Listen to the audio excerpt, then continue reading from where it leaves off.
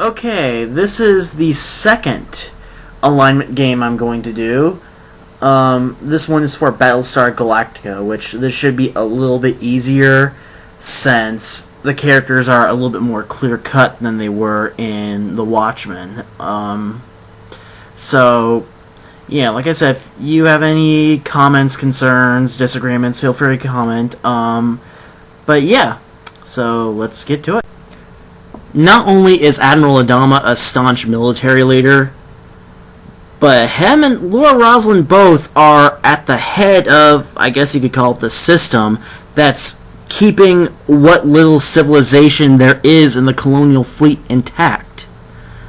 Now, some people argue that Admiral Adama is neutral good. I tend to disagree. I think that's really more of a fault of the system and the law, because they, throughout the entire series, are conscious that the system they are trying to uphold and the system they are living their lives by is really crumbling from the inside, and the entire series, for the most part, has been them trying to prevent that, trying to maintain what little order there is. Lee Adama isn't as concerned with the letter of the law as he is with the spirit of the law.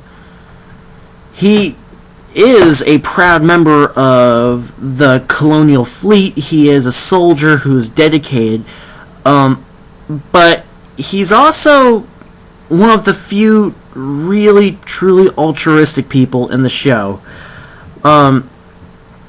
If I'm not going to spoil the finale for you guys, but if you've seen it, you kind of know his views on the law anyway, civilization per se. But yeah, he's also, if you've seen the end of the first season, you know that he's willing to pull his weapon on a superior officer if need be. So Lee Adama, lawful enough, but also chaotic enough to do the right thing. Okay, so this one I literally just had to take from The Complete Scoundrel.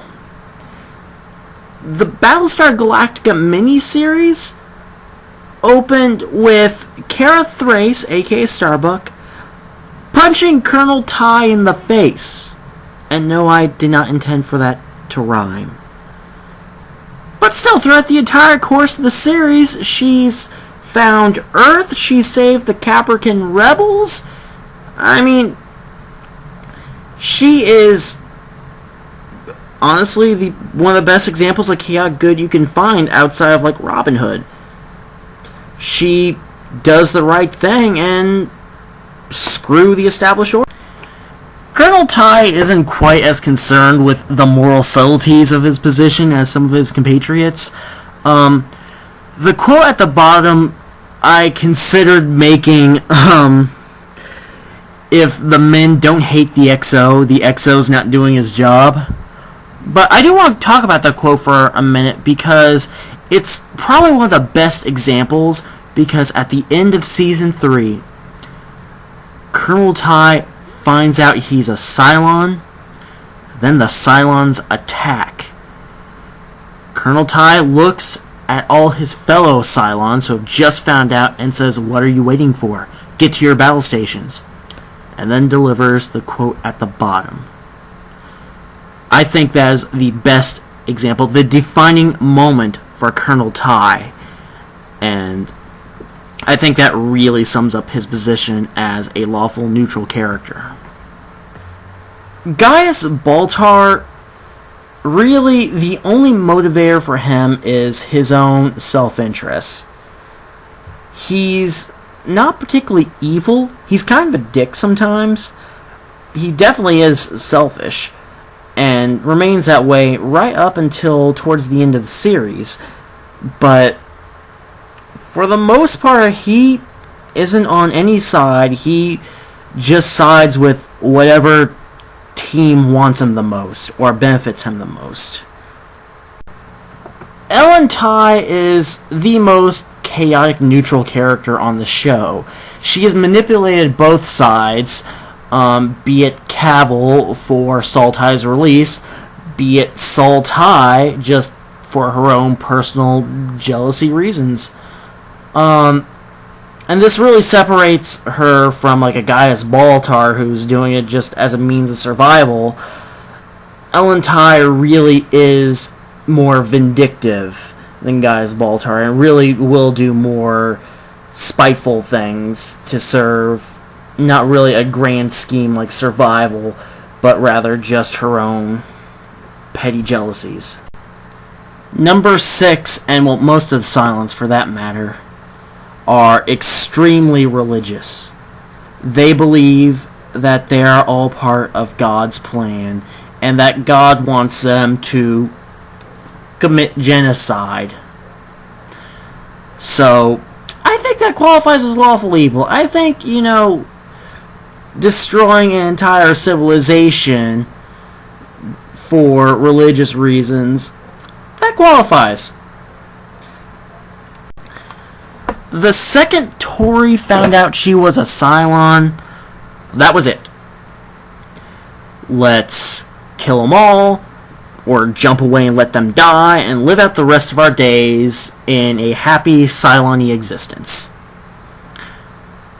I think that kind of qualifies as neutral evil because not only does she kill Callie, and not only does she recommend jumping away and abandoning the fleet like 8 billion times throughout the last season, but I don't think she's as concerned with what it means to be a Cylon as much as the fact she is. That's how it comes across to me personally in the series. She's not as concerned with the mythology or the laws as much as the heritage, if that makes any sense at all. Brother Cavil.